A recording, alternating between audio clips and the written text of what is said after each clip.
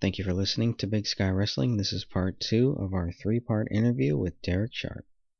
So it's just a mixed breed. I think Teddy Hart's entertaining. Some of the stuff he says are legitimate complaints about things because that's the way he feels. Yeah. Some of the stuff where he's training his cat to tag with him, that's kind of crazy. And not a good crazy. It's like Teddy Hart. But that gets us talking about it. It does. So then that's the same thing as all, there's no such thing as bad press. Why is it, what's the difference between good and bad press? Well, it's getting people to talk about you. Sure, but want to known as someone who killed somebody? Yeah, exactly. I was just gonna go there. That's bad press. That's bad press. I don't care if they're talking about you or not. What do you think about the Ultimate Warrior? What do you think about his sudden passing? I mean, I didn't see any difference between him and any of his, other promos or his speakings or any of his YouTube stuff. He seemed like he was in really good health, really good shape, but other people are saying no. He was clutching his heart and he looked tired. Yeah, he looked a little more red than usual. But I mean, that when he was red like that and he was, in his prime, you were like, he's just an intense guy. And, at age 54, being red faced and chested, this isn't going to equal out to too much good. No, that really, I was more of a Warrior fan than I was a Hogan fan.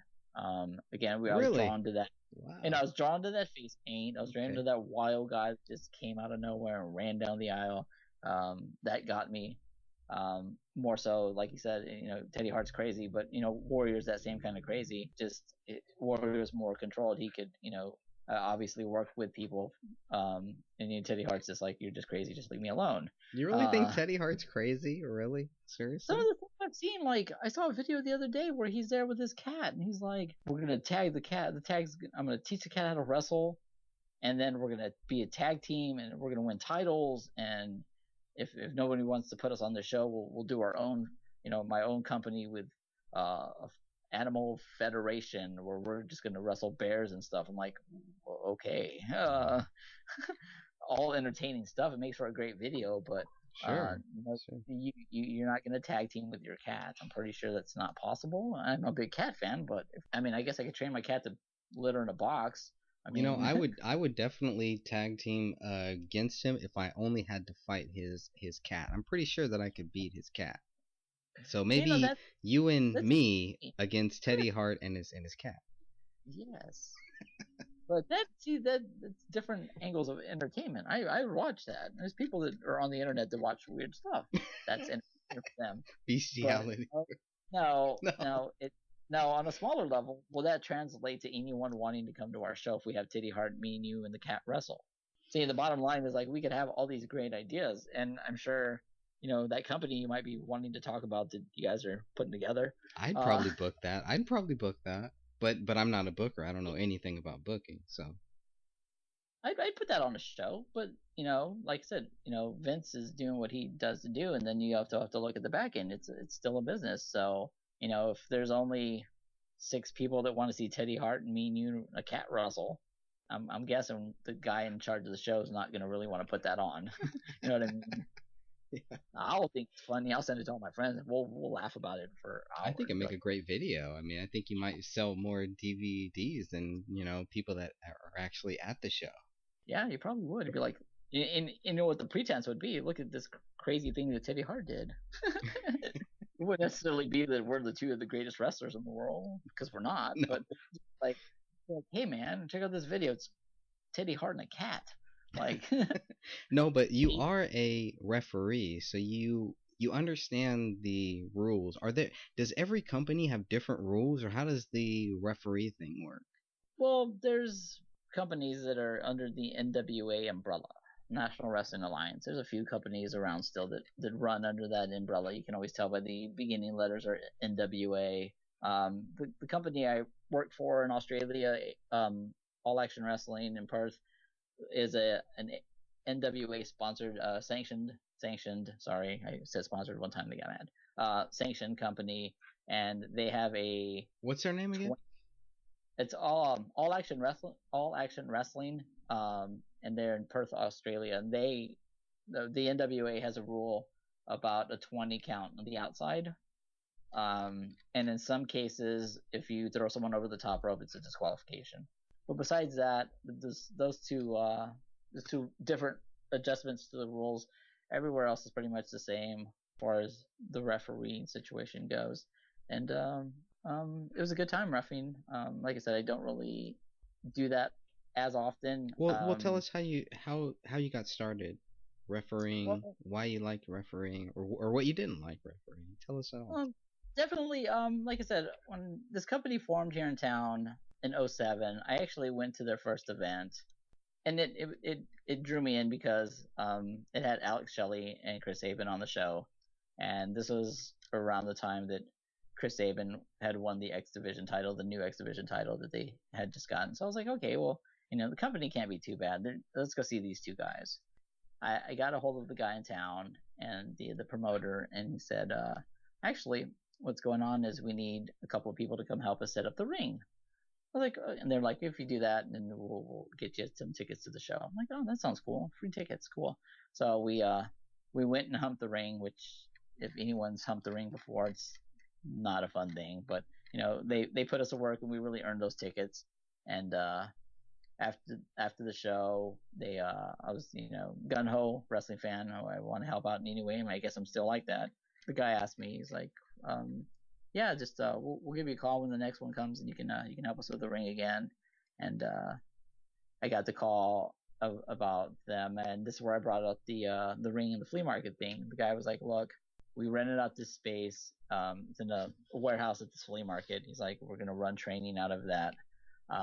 He's like, do you know anyone who wants to be a referee? Or we had a guy that was gonna ref. We started the company, and now he doesn't want to do it. I was like, I'll give it a shot. And, I'm an older person. I'm an older guy. I started training at 31. So it was kind of like a DDP thing. Like, I told him, I was like, well, I'll train to be a ref. It's not a problem. I want to be a part of this. I want to help out. And obviously they had a position open. So, I went through about 4 or 5 weeks of training, just rolling around and being in the ring was, like I said, an honor and experience that, I wouldn't trade for anything. It got done. So I had basic wrestling skills, and it really helped with my reffing. But once I was done with that, it got to the point where I don't need to be learning how to try to drop kick. It's the skill level increased, and I'm like, yeah, I don't need to do this stuff. I'm just gonna ref. But it got to a point where we started just running, regular shows. It was started at first. It was just trainee shows. It was out at the flea market, like I said. It was just guys who were coming up that were still training, but to get that experience in front of a crowd of people. We had a good little thing there, a weekly thing. Had a good 50 or 60 people out there checking us out for free, and the guys get their experience, and it really started off. And then like I said, looking back on everything as going towards the business, swinging towards the business side, those fans that would come out there and enjoy the free show. Later on, when we started running, some of the bigger shows in town stuff, they remembered, hey, these guys used to give us these free shows. Let's go out and support wrestling. Let's go buy a ticket and come check out what these guys have to do. We kind of hooked them with the free show. When we had we had our first show, our big show with Steve Corino, and he came in, and people were like, okay, well, it's the guys we know, and it's Steve Corino, so let's go check this out. And it built into a decent little company there for a couple of years. I enjoyed a lot of it. I mean, there's a lot of things I didn't enjoy. It's got its ups and downs. We traveled. Luckily, I was with a group of guys that weren't content in being weekend warriors and just work our show during the month and then do nothing between shows. These guys were always out. We like I said, we went out to, I got 7 or 8 states covered, all the way out to New Jersey. It was a good time. Like I said, some of the bad stuff was the hours, the hours in the car. Little to nuts on the pay, as far as in the beginning, because it's experience, it's getting your name out there. So a lot of shows for nothing. A lot of shows where I spent more in travel than I did being made at the show. Traveling 17 hours to a show, working in reference the show for like 3 hours, and then leaving and driving all the way back into town to get in time to get to a show that we're running in town. It's a hectic life, and that's why guys like CM Punk get burned out. Now, CM Punk doesn't have to cram 7 guys in a car. They get to fly, and he had his bus there, so they had it a little bit easier. But it's still that hey, the show's over with, Raw's done with the word. Let's find out where SmackDown is. Okay, no, we got to drive Tuesday, to get to SmackDown to have a show on Tuesday. Like, then you fly home to do nothing for 2 days, or no, 3 days, and then I'm sure when they got home they had bills and their stuff to do. So, it's like I said, I can see why he got burnt out. At the other end, I didn't have that luxury, so it was usually 5 guys in the car, packed together. No real money, so it's not like we could get a hotel. Sometimes we did, but so it's sleeping in the car, and it's stuff that I make it sound like I'm complaining about, but I wouldn't exchange those times for anybody, for anything. I met some of my closest friends. I mean, I guess you have no choice but to get close to someone when you're crammed in the car with them for 7 hours. But yeah, good times. I didn't think I'd be doing this much. I never had a goal to get to WWE or TNA. I wanted to get to Ring of Honor. That was it. That never happened. That could still happen. It still bugs me. Never say never. I don't think I want to push it though. That's the thing. Like, if I wanted to push it, I've made a lot of connections. I probably could get, my shot in there if I pulled strings. But like I said, I'm pretty satisfied with what I'm doing with this the design aspect. I get paid more for sitting at home. One, I'm not spending all my money on gas or travel, so that's kind of a good thing. Like I said, I ref every once in a while. I did a show a couple of months back for a cancer benefit. I just donated my time for that. But I think, and I don't want to say I'm retired. You don't retire. I mean, I could change my mind. People still book you for as a referee? Yeah, I mean, I'll still take the booking. Do I want to do it? Not really. Should I say that? No, I shouldn't say that. Yeah, please, but if it's local and if it's for the right reason, if the timing is right, you would definitely be opening. You would be open to being a referee. Yeah, I mean, there's a few things left. A few bucket list things I wanted to get off. Okay. I've worked with more people than I needed to work with. I didn't. I looked the other day and I was like, I've been fortunate to be in the ring with some great guys, and this is where I said I didn't really want to talk about myself all that much, but I managed to be in the ring with Jimmy the Anvil Neidhart, Marty Jannetty, Steve Corino, Shark Boy like 4 or 5 times. He was really awesome. And I've had, on the business side, like doing design work. Obviously, I said, Robbie E. I've done work for Homicide and Eddie Kingston of Ring of Honor, and Prince Nana, and a couple of guys that have just made connections. So like the Ring of Honor thing could be there if I wanted. The TNA thing, they have tryouts, but you got to pay, and that just really states where TNA's at. If you want to be looked at by TNA, I could pay a fee and get looked at, and that process isn't something I want to do. I mean, it's not cheap. I won't hold back and say that it's an opportunity I want to go for. I mean, you send them your information. They do these different clinics around when the TNA does a traveling show. There's one in Ohio that I could have signed up for, but you send them your info and a match that you were after, you performed at. If they like it, they tell you yes, and then you have a week to come up with $1,000 to send TNA, and then you go and you try out in front of them, and I look at it. $1,000 for what? To go in front of D'Lo Brown and Al Snow and these guys and be like, work out in the ring, and it's not like I'm a performer. It's not like they're gonna be watching to see if I'm gonna do any cool moves. They're just gonna watch to see if I don't mess up. They're going to tell me, well, we've seen you, we'll let you know, which they never do. You know what I mean? Like, and then what, like the people that do get signed, they do the gut check thing. I mean, they do the TV gut check thing. And then, if they use you, they use you. If they don't, they don't. But like I said, that's not something I want to do. Like I have, my bucket list includes Ring of Honor. Like when I got into it 7 or 8 years ago, I was like, if I can work a Ring of Honor show, that'd be great. Pre-show, I don't care when it is, but so that's something you would still want to do. That's something I still want to do. There are a couple of guys, but I'm never going to get in the ring with Shawn Michaels. let's be honest that he doesn't wrestle anymore. That's never going to be a goal. Being reffing a CM Punk match was another goal. That might happen if he comes back to the Indies, but That's right. That's I right. mean, Shawn Michaels, the closest I've gotten to Shawn Michaels is, I guess, Marty, and the closest I got to Brett was Jimmy the Anvil Neidhart. So I mean, I kind of got close. Hey, that's pretty damn good because those are two great wrestlers still. Greg the Hammer Valentine, I forgot to mention him, and it was kind of funny because he was, after the event was over, he was changing out of his boots, and the soles were coming off the bottom, and I was like, you might need to get those fixed.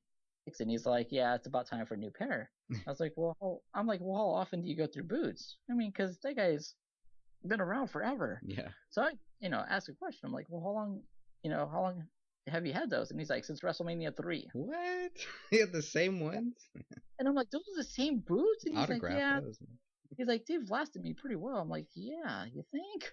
Like, and like I said, in moments like that, where you're supposed to separate fandom from friend or from performer, like there were times in that match where I was just like looking down. I'm like, why? How did I get here? Like, this great Hammer Valentine. Like, seriously, like, what am I doing here? Like, I have to pinch myself sometimes, and sometimes you'll learn that that type of behavior will not be good for you if like the first time when we went and picked up Steve Corino from the airport. We were like, oh my god, Steve Corino. Like, I'm a huge ECW fan.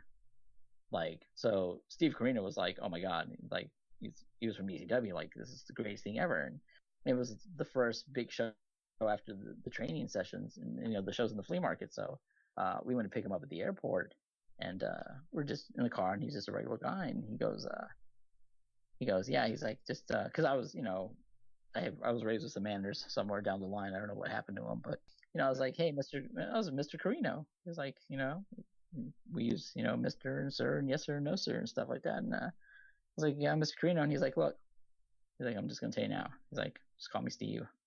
He's like, I've done some things in wrestling. He's like, I'm just a regular guy. Not to not treat him special, but just like, he's just like I was talking to you. He's just a regular guy, and that's the thing that I liked about him. Yeah, he's like, just I've done some stuff. I've been on TV. He's like, I came out in a Limp Bizkit concert one time. He's like, I've just done some stuff, and yeah, he was like, well, I had no idea. And he went into that story about it. He's like, they were just like some band, and I went out there. I was like, oh shit. That's the attitude I've really adopted with people like that, bigger named people, stars that I've met, stuff like that. Like, they're just like me and you. They're just regular people. They happen to do something that might be really well, might be something you like, but and you find out you treat everybody like that, like, not to discredit what they've done. You treat everyone to just like on the same level. And it's got me further than than being like, oh my god, you are the super best wrestler in the world. Like, no, Right. people, they hear that all the time. Yeah, Like, they don't want to hear that. they don't want to hear that. So tell me your favorite aspect of this business. Well, I've done it all. That's the sad part, and that's what, like I said, with the I'll still take a ref booking if it's close or if the situation occurs. But Is there I one moment that sticks out to you? we did a show in the McCormick Place. It was Where's that? Where's that at? It's in Chicago. There was a World of Wheels. I think it was like a World of Wheels convention where they had like motorcycles and cars and like these model chicks and all this stuff.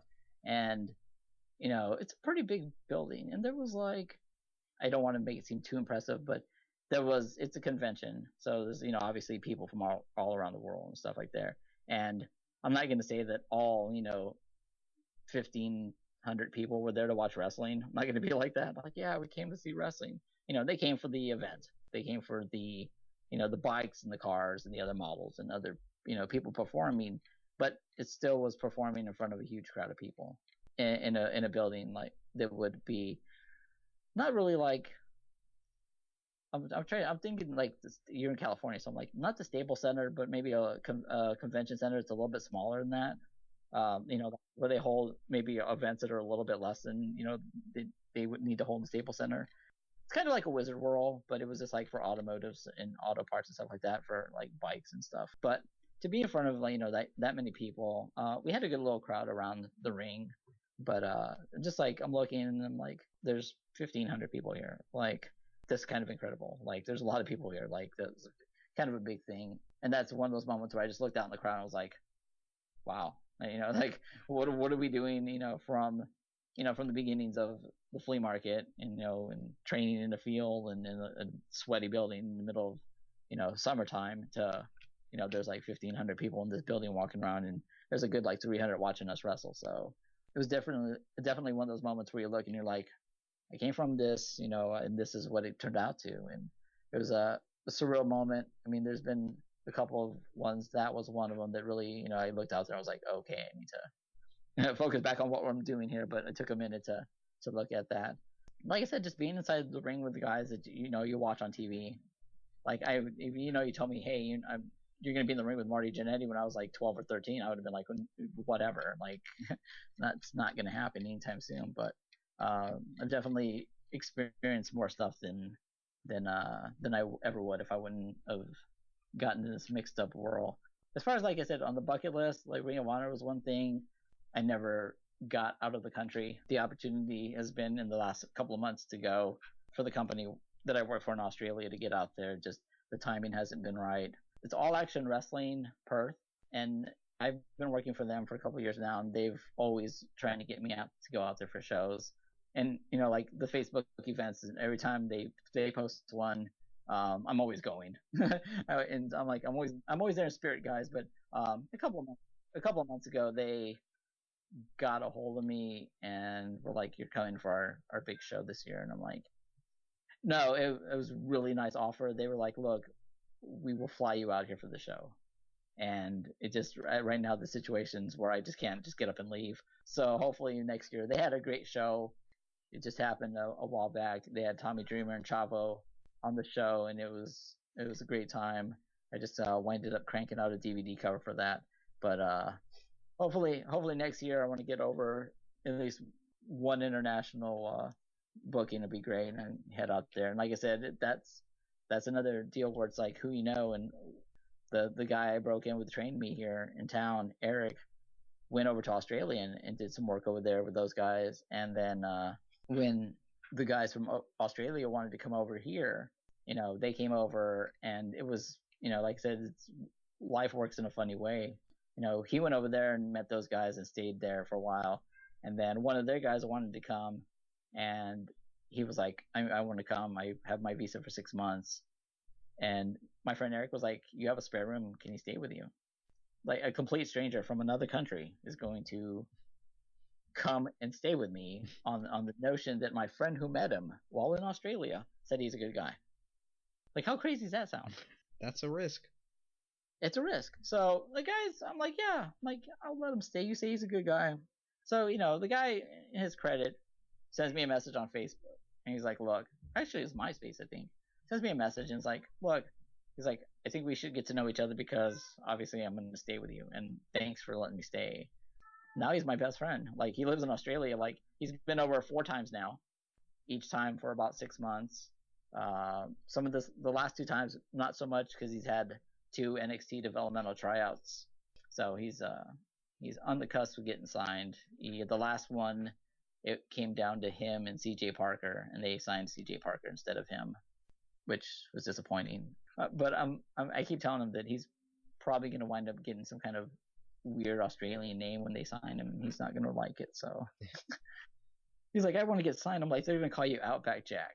They're going to make you carry around an inflatable Dundee. Yeah, they're going to have a boomerang. So like I said, I've done more than I should have done or even imagined to do. When I started this and I started training, I just was like, well, if I can be a part. I never thought I'd be anything in the ring. I always thought I'd be more behind the back scenes, and that's where I'm trying to gear towards now. As far as the design stuff, I do a couple of websites for people, looking more to get into the business aspect of things. I've done, like I said, everything: referee, ring announce, ring the bell. I mean, commentary, just about everything there is to do in the back with promotions, booking talent and getting things together in the back. And that's, I think I'm a pretty creative person as far as what I think wrestling should be about. Obviously, in this interview here, in this discussion. I have a lot of ideas, like the Teddy Hart. I'd book Teddy Hart on a show. Yeah, Now, man, come on, you can't go wrong there. How do you mess yeah, that up? but you got to look at it from the other end of things, the business end. If there's 100 people in my town that are going to pay 15 to $10 a ticket to see Teddy Hart, then I just made myself a nice chump change, and then I'm booking it, and that's kind of like this thing with, you went back and said, you mentioned John Cena. Love him or hate him, John Cena is always going to be the face of the company. He can do no. I certainly hope not. He can do no wrong though. Like, Yes, people want that guy. You think CM Punk had a busy schedule? Like, John Cena's, it's got to be worse than that, because not only he's doing the Make a Wish on his days off, like so many appearances that guy's got to do. Yeah. His life must be crazy. Yeah. And he wouldn't want it any other way though. That's the thing. Like, that's the kind of person he is. I'm not gonna say I'm like John Cena, but I like to keep busy. I have like 9 different projects going on right now. It was 10 until I gave you guys the logo. Sweet. Which was a very short project too. You got that done really quickly.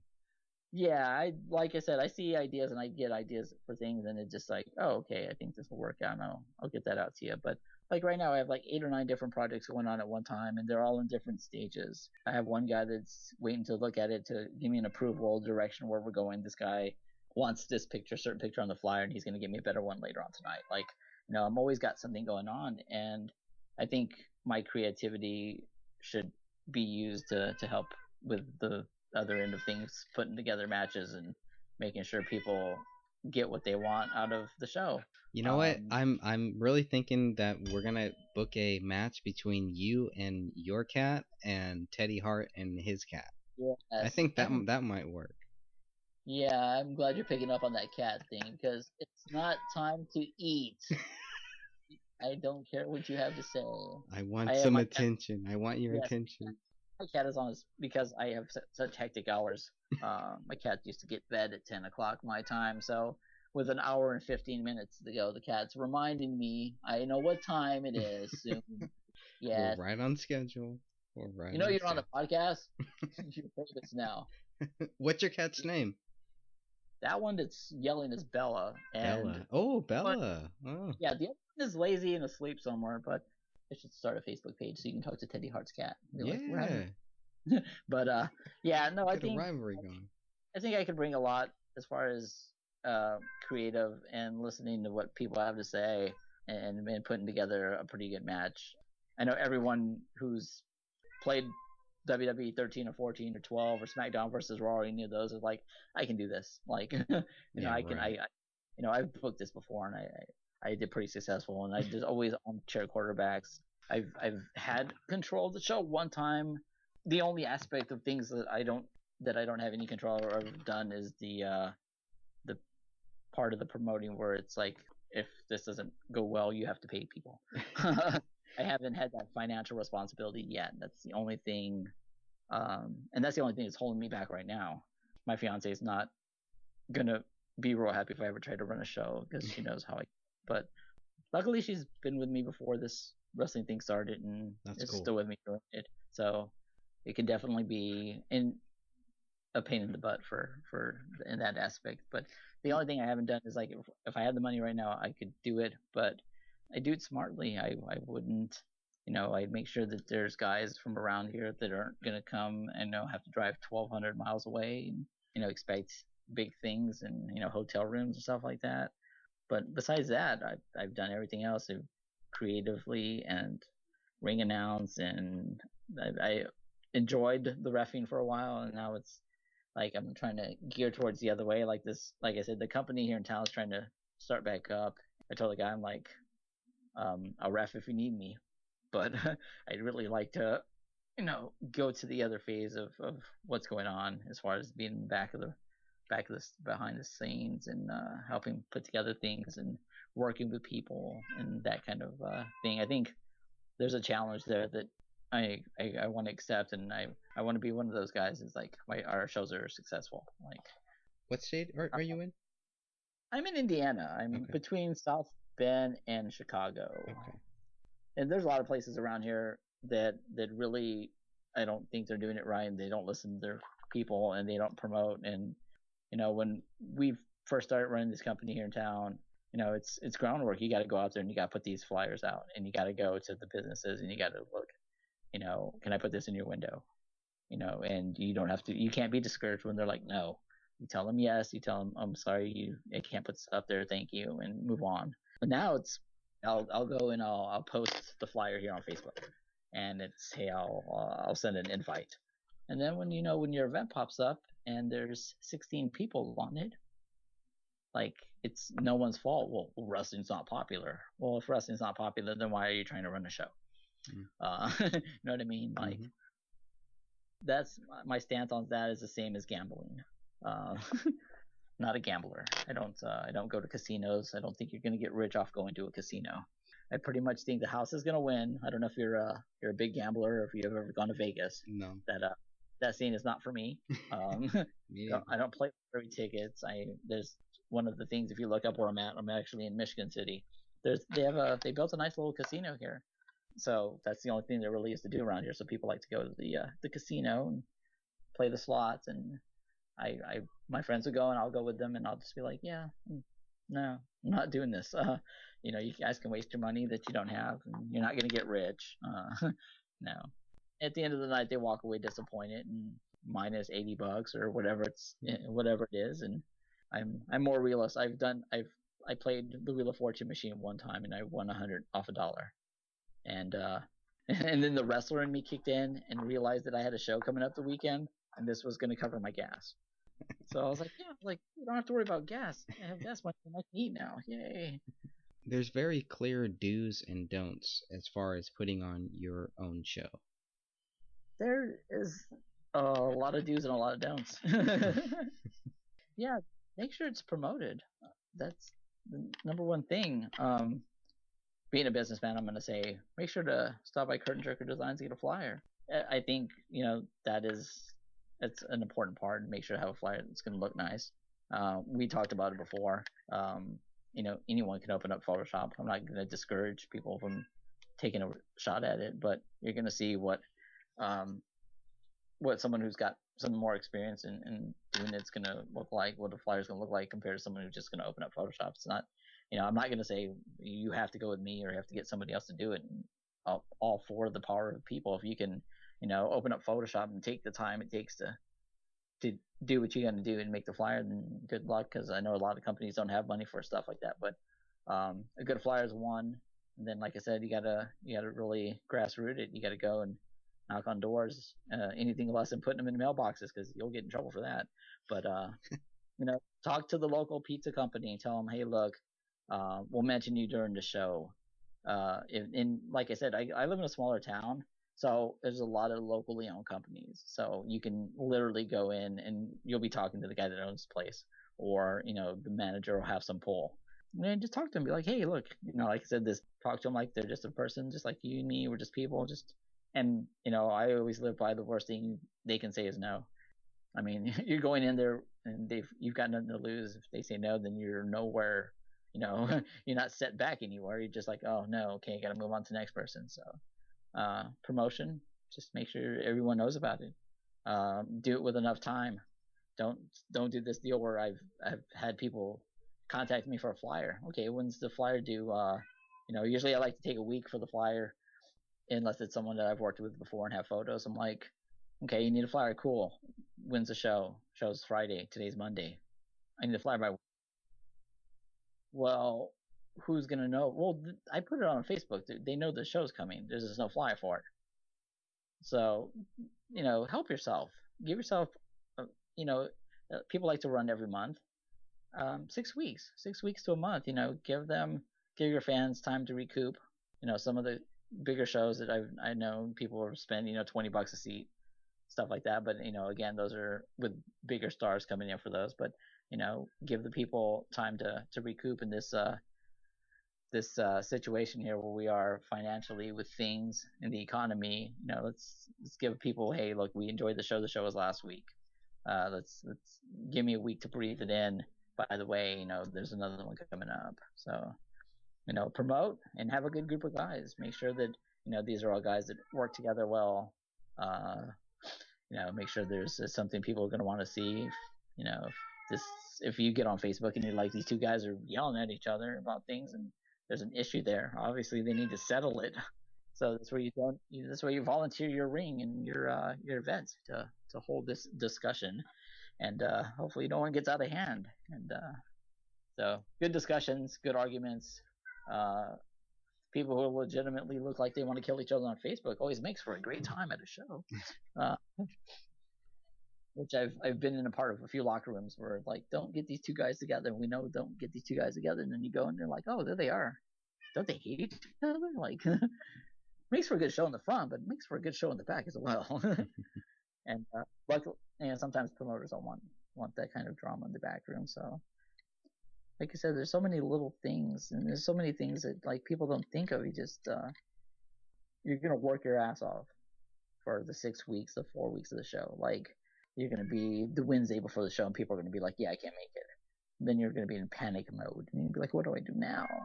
And like, it's gonna be hell. And then you put on the show, and you're there, and you sit back, and you're like, "That's what I wanted to do all this whole time."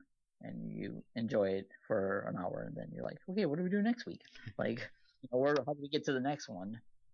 But yeah, there's always that point where you just like, you sit there and, the Great the Hammer Valentine show, there was 500 people. And, like during that match, I was like, well, I'm in with the Hammer, and that's cool. And then I, like after the match was over and I raised his hand, and I'm like, this was a good show, and we had people, and everyone enjoyed the times that we had there, and the matches were good. And no one's going to get rich off this, not with the economy the way it is, but if you can break even, you can make sure the fans have a good time, they're going to come back. I always use the word emotionally invested, and that's what you talked about earlier. You're like, CM Punk, that speech, it hit me. It was real. Yep. It felt real. It got to it, and it hit us on that level. If you can create that same feeling at the end of your show, into my show, into Vinny's show we're on, then I'm going to come back. I'm going to feel like I'm invested in not only the performers, but the company, what's going on with the action in the ring. And, maybe there's someone come out and talk about something. If you can get that all tied in there and get people to care about what's going on, then you're going to be successful. And then it's going to get to a point where, yeah, you might not have to go, place to place in town and put out a flyer. I mean, it's still good, but you're going to wind up eventually. You'll get your core group of people that know that the show is going to be on, and then you just roll from there. And like I said, there's people that get up with me all the time. They're like, "Well, we want a flyer. Okay, when's the show?" And 3 weeks. Well, okay. Give yourself some time to let everybody know about it. And Facebook's a great thing. I mean, I'm not saying don't advertise on Facebook, but Facebook, it's like crack. Everyone's on it. I can't get off of Facebook. So if you put your events on Facebook, people are going to see it, and hopefully spread the word. Just on the very little that that we've talked about Big Sky Wrestling, do you have any advice for a small company that has big sky dreams, no experience, very little money, but for whatever reason is going to be able to at least put on one show? You should hire me. For Booker? Probably. Except for the only problem I have with that is, can we fly you out there or what? Yeah, that's the only thing I've offered. I've been offered. Not too far. No, I've been offered that position once before, and it was like, I could do that. Just like the deal, the one show I did in Kentucky, I booked for. The guys were like, I'm like, no, look, I can only do so much from here. You need to make sure that you guys are putting flyers out, because I can have the greatest idea for the show and put I could put a WrestleMania on, but if no one knows about your show, no one's going to come to it. There's nowhere for the guys to perform. But besides that, like I said, just get a good group of guys. Make sure the word's out there as far as social media and local businesses. If you can take a sample of the flyer and take it to a business and be like, look, I'd like to be able to put your little logo, your company logo on the bottom of my flyer. What can we do to make it happen? This is what I can offer you. I can offer you, a spot on the flyer that's going to get seen all around town. I can mention you during the show. I can give you a couple of tickets. What could you offer me? And get once the groundwork's done, like I said, once you get your sponsors and once that's rolling in the company, in the sponsors see that there's something they can get out of it, then that it'll just increase. If you see one sponsor on the flyer, that people are gonna be like, oh, okay, well, if this company is going with them, then we can, sure enough, see if we can work out a deal. So, don't get lazy. Make sure you have a good group of guys, and have fun with it. It's like I said, it is fun. Just make sure the people, if there is anybody that's locally that wrestles, see if they have the date available. But besides that, I don't know. It's And hire you. And hire me. And Yeah. hire You can hire me. I'll give you good ideas and stuff like that. But it's like I said, the time I I did the show in Kentucky, I couldn't go down there and fly for them. I was like, well, I'll put together the best I can with the budget you gave me, and the matches will all make sense and people will enjoy it. But if you guys don't fly it or don't put the word out, then you can't blame me for there not being anyone there. You know what I mean? Right. And that's kind of where we are. Is we're looking at the end of June to put on our first show. I'm hoping to fly out there. It's about a 4-hour flight with layovers and all that stuff, and we'll see what really happens, and it all depends on who's actually showing up. But maybe if we get to that point and everything works out the way that I'm hoping that it does, we can give you the roster. You can create a card, and we'll see what happens. Yeah, like I said, I could do a lot as far as corresponding back and forth with us. Like I said, I have no problem playing that role and helping you guys out. We need to get Frank on next time we do one of these. Yeah, he's a busy man, or I don't know where he's at right now. But, yeah, he is. His schedule's gonna be free within the next couple months or so. But yeah, right now he's really busy. Yeah, it's good. Busy is good. But yeah, no. It's like I said, it can be as little or as big as you have the time and effort to put into it. It could be as little as, hey, we got a couple guys, we're just gonna put on matches that aren't just guys going out there and having matches. Like they could be, just wrestling.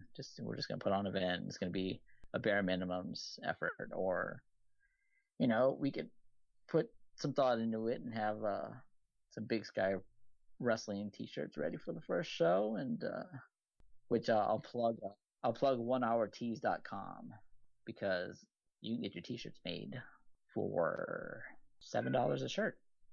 The greatest thing I love about 1 Hour Tees is if you do it on an off color, if you do it on a white or a pink or even a sky blue or a light blue, there is no art fee and there's no minimum to buy. You can buy one or you can buy 10, and they're $6.99, so it's $7. And this is where we go business. Nice. I'll go business on you. Be like, you can charge $15 and sell 1 million of them. Well, because I'm planning on being at WrestleMania 31. I plan on wearing that T-shirt there. Nice. You and Brock Lesnar. Yeah. Well, let's talk a little bit about WrestleMania 31. It's coming up on March 29th, 2015, at Levi Stadium in Santa Clara, California. They've never been in the northern Bay Area ever for a WrestleMania. It's always been in Southern Cal, so I'm really excited about that. I think for a spot with me in WrestleMania tickets, I'll tell you that much. Yeah. Yeah. It was up here in Chicago. Yeah. And CM Punk was like John Cena's machine gun guy or whatever, that whole story. Yeah. So I had my fiance at the time was my girlfriend, and another one of my friends, Adam, gave me all this money, and we put it in my PayPal account. And I was sitting here at the computer. I'm like, okay, WrestleMania tickets are going on sale. I got this, no problems. Ticketmaster, don't fail me now. 9 o'clock rolls around. We did the hour pre-sale on Friday, and so it rolls around. Tickets pop up. Now, my girlfriend, my fiance, is 5'2". So when the seats come up, and I'm like, yeah, she's not gonna be able to see anything. And this is WrestleMania. I'm such a nice guy. I'll try for another ticket, another seat. Okay, hit the button. Like, no, next ones. No, I'm locked out. There go my seats. Dun dun dun. No tickets for you. So that's Friday. I was like, okay, well, Saturday, the official sales day, I'll be able to get in there. We'll try it tomorrow. Nope, locked out again. So I don't get to go to WrestleMania. Hopefully you'll have better luck. And I wasn't gonna pay the scalping price. No, forget that. Oh man, you're really scaring me because these last couple of years, all the stuff that I've been hearing is you can still get tickets. I remember WrestleMania 28, they were still selling Yeah. upper bleach tickets for like 10, 20, $30. Even this last year you could still get tickets for less than $50. But now you're Yeah. scaring me. I Yeah, gotta be ready for that pre-sale. I got the email for that too. They're like, tickets are still on sale now for WrestleMania. I was like, what? Like, seriously? You guys? But no, this is a couple years back though. When were they in Chicago? Let's see. That was when Cena Big, came yeah. out with that stupid, all this stupid little gangster. Oh. That must have been 2023 or 20. I think that was when he fought Shawn Michaels, I think. Yeah, so, and I think, like I said, with the economy and things have been going and whatnot, I think, But this is Santa Clara. This is a new stadium.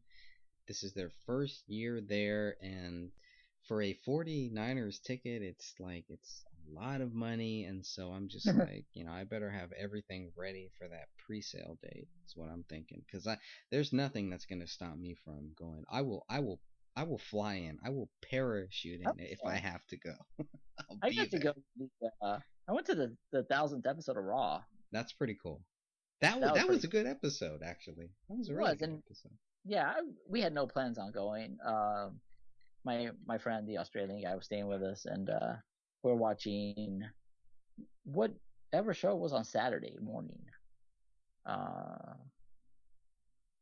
don't think it was the main event or Superstars. They had Saturday Morning Slam, I think it was. Yeah, like we were watching that, and he was like, and they'd mentioned like the 1000th episode of Raw was in St. Louis, and my friend was like, "How far away from St. Louis?"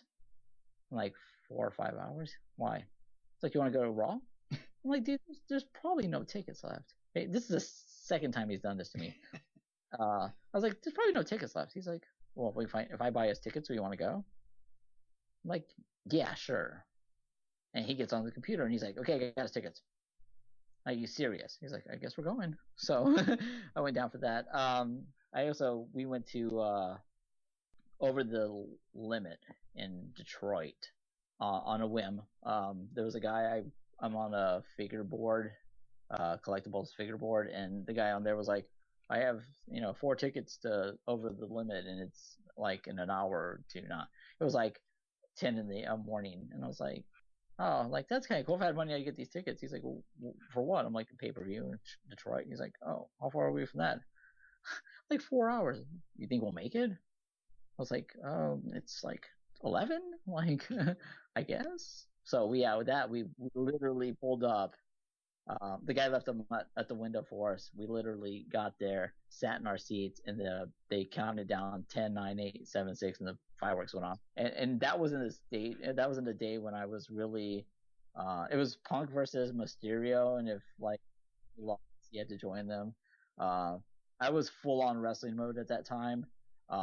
So I made it very not enjoyable for my friend's girlfriend who sat next to me because I was telling her what was going to happen minutes before it did. And I was like, well, it's common sense. I'm like, he's going to kick out right here. She's like, he kicked out. And he's like, well, how do you know that? I'm like, well, they've only been 3 minutes into the match. I'm like, it's got to go at least 15. She's like, what? I was like, I'm just ruining it for you. I'm sorry. Well, I'm sorry. But I was like, at that one time I was in full, like, I couldn't enjoy a show. And I couldn't enjoy, like, going just to go to a show, like a show around here and not being a part of it.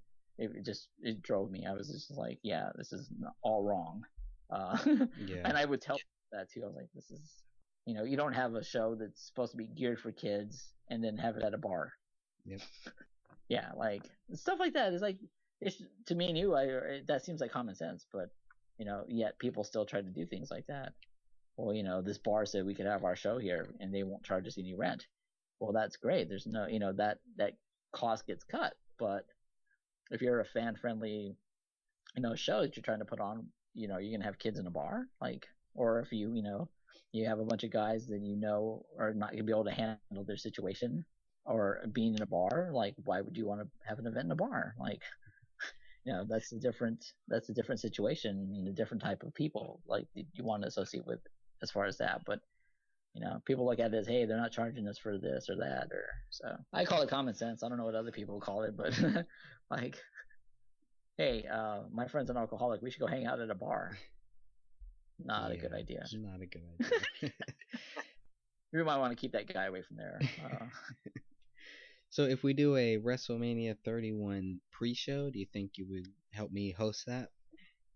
Yeah, cool. Definitely. Very cool. Because I'm really building up. I really planned on just skipping WrestleMania 30. I had very low expectations for 30. I was gonna treat WrestleMania 30 as a WrestleMania 31 pre-show.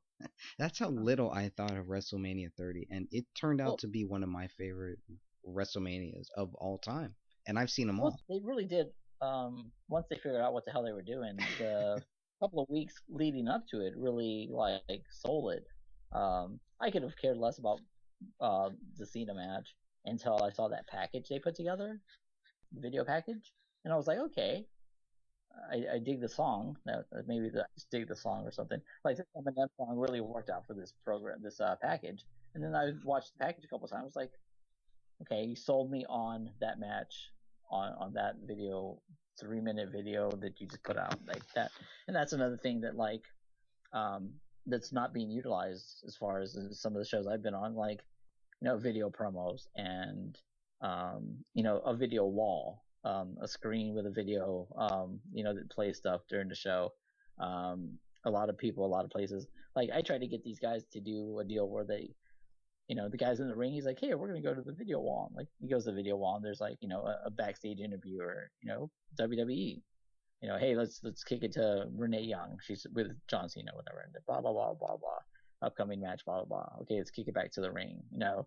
That kind of thing that, could be pre-recorded so that, the guy running the video doesn't try to screw things up and it's not live per se. You can do a couple of takes and make it seem like it's a good scripted promo, but like add a little bit of production value. If you know that you're gonna have to not use the best wrestlers in the world because of the money situation, then we can throw colorful lights and other stuff that's gonna make our show look good.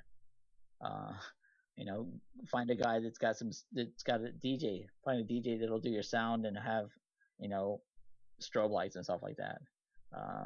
Smog machine, have a little entrance where you put a little flash into your show. Stuff like that is not gonna break the bank if you can find a DJ that's got all that stuff. But we'll add so much extra because you'll look at it and be like, okay, that was kind of cool. I watched the Ultimate Warrior thing today with Hogan. They reshowed the match at WrestleMania, and after Warrior wins, the little pyro goes off. And I was like, I remember as being a kid, I was like, that was really cool. Like he won and the pyro went off. I was like, that's cool. Just a little added dimension to that match that I remember still from when I watched it as a kid. Little simple things that people take for granted can go a long way. And that's how I feel that, like WrestleMania, that package it sold me. I didn't care about that match and I was like, okay, this is interesting. Let's watch it for that. So yeah, I think WrestleMania was pretty good. They really sold it the last couple of weeks once they knew, like I said, what they were doing. And I think a lot of that had to do with CM Punk. Like once they figured out he wasn't going to show up, like they were like, okay, well let's just move on. So, as far as WrestleMania 31, I have 2 matches that I think are certain to happen. I think the 2 matches that will happen at WrestleMania 31 will be The Rock versus Brock Lesnar, possibly for the WWE title, possibly, and Sting versus The Undertaker. What do you think about that? See, if they were gonna do Sting and Undertaker, I would have did some kind of setup at WrestleMania, at this past WrestleMania. Yeah, He, but they haven't. I mean, they've really been very lackadaisical on the whole Sting thing. It seems like they're not interested in building up Sting, but they could use Sting to help, build up Taker for one last match, because obviously his match was really bad, and I don't believe that that's going to be Taker's last match. I don't believe he's going to settle for that as his last match. yeah, Maybe. and these news sites are also reporting that Sting hasn't like seriously signed the paper yet, but they think he's like in Well, there, like. Well, Sting's been on the WWE network, which kind of leads us to think, okay, he's probably signed. Everybody's saying that he's, that the contract is basically there. The ball is in his court. I don't see any way of him not signing. Maybe he'll use this, and he can renegotiate his contract to include whatever Warriors contract was going to include a 3-year ambassador deal or something. Yeah. Well, I was just saying, just if I was in charge and that is what you're gonna lead into, then at WrestleMania this last one, I would have still had him lose. I would have had him lose like, uh, you get all the way through the match, and then maybe I won't. Well, this is WWE, so they're gonna play a video of Sting, and then Undertaker is paying attention to that, and Brock Lesnar comes from behind, hits him with the F5, and he's done. Like it'll be Sting's fault that he lost, and then draw it out to do different things throughout the year to where by WrestleMania 31 they want to kill each other. That would have been good, because if in all logical points, because I overanalyze shit. If it was me doing it, I wouldn't play a video of Sting on the wall, because that's just like, oh, okay, well, like you don't know this has happened, that you already have a video prepared for Sting. Like I'd either have him, well, they were in an outdoor stadium. I would have had him come down from the rafters, just be somewhere in the rafters, and then have like the camera go to him and play it on the screen. Like I'd actually have him there somewhere, and still have him cost him the match. But because WWE likes to do everything on the big screen, they'll be like, oh, we'll just put him on the screen, and then that'll cause the Undertaker to be distracted. But by a smart person like me, I just think like, okay, that's predetermined. If you had to put a video package together, put Sting on the screen. But if you put him at the top of the Superdome, yeah, if he came out, or I don't know, he was on a line or something, and he somewhere where people could see it was him, then that would cause, because remember, you're always thinking it's what if you're gonna have Sting and Ultimate Warrior at WrestleMania in a year, what's the cause? Why are these two guys fighting each other? And obviously he cost them the match with Brock Lesnar in the streak, and that would have been plenty enough for anyone to want to beat Sting up. So, like I said, I think it's that might happen. That should happen. And then going back to these dirt sheet thingies, you got to read, is Taker really hurt? Did he come out of it okay? Because obviously there was something wrong with him by the end, that he had to go to the hospital. Yeah, so you got to find out what shape Taker's in. He won't have to wrestle for like a week, until like a week and a half before WrestleMania. So, which I love about that. Like he does WrestleMania and then he splits like forever. And then he's always there like a month before WrestleMania comes back, and then like he shows up once and there's a problem, and then that's it. And then they're like, okay, they have to fight each other. Like no one, like it was supposed to be Sting and Taker this year, and like he didn't sign the deal. So they're like, okay, well he'll come out and Brock Lesnar will be like, okay, I want to fight you, and we'll have all that settled in a week. You know what I mean? Like yeah, and a bit rushed. All right, thank you for joining us for part 2 of our interview with Derek Sharp. Talked about his best friend from Australia, bought him some tickets. That's always a great way to show your true friendship, is to buy your buddy tickets to a live wrestling show. Talked about 1 hour teas, someplace that we're going to definitely have some of our t-shirts made at. We talked about WrestleMania 31. He told us a WrestleMania story where he tried to get tickets and couldn't get tickets, so made me a little nervous about WrestleMania 31, but I'm still going to try to get tickets to that. We talked about WrestleMania 30, and he gave us his views on my predictions for WrestleMania 31, which I do believe will be The Rock versus Brock Lesnar and The Undertaker versus Sting. Thank you for joining us. Please look forward to part 3 we will finish the conversation with Derek Sharp. Until next time, I'm Greg Fernandez. This is Big Sky Wrestling.